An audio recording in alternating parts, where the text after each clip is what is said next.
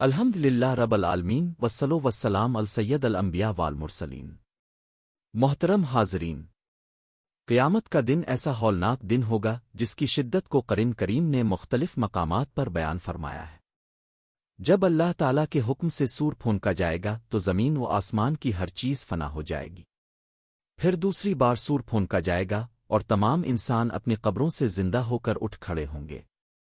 قیامت کے دن سب سے پہلے انسان اپنی قبروں سے نکلیں گے۔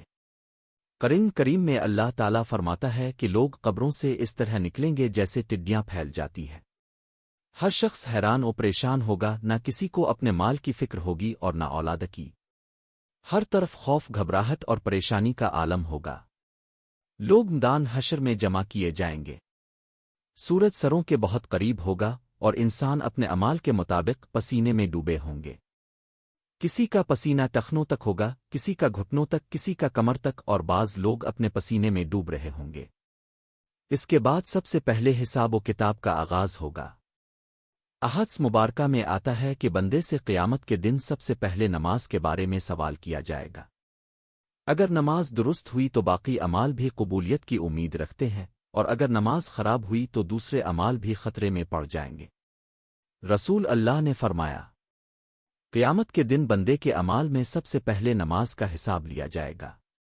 پھر اعمال نامے تقسیم ہوں گے۔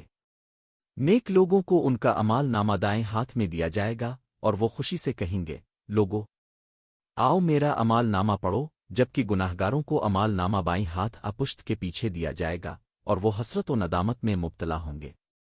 اس کے بعد میزان قائم کی جائے گی جس میں نیکیوں اور برائیوں کا وزن ہوگا۔ جس کی نیکیاں بھاری ہوں گی وہ کامیاب ہوگا اور جس کی برائیاں بھاری ہوں گی وہ خسارے میں ہوگا۔ پھر پل صراط سے گزرنا ہوگا جو جہنم کے اوپر قائم ہوگا۔ نیک لوگ بجلی کی طرح گزر جائیں گے جبکہ بعض لوگ اپنے اعمال کی وجہ سے پھسل جائیں گے۔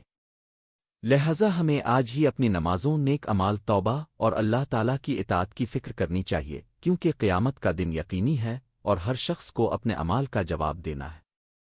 اللہ تعالیٰ ہمیں قیامت کے دن کی ہولناکیوں سے محفوظ فرمائے، نمازوں کی پابندی نصیب فرمائے۔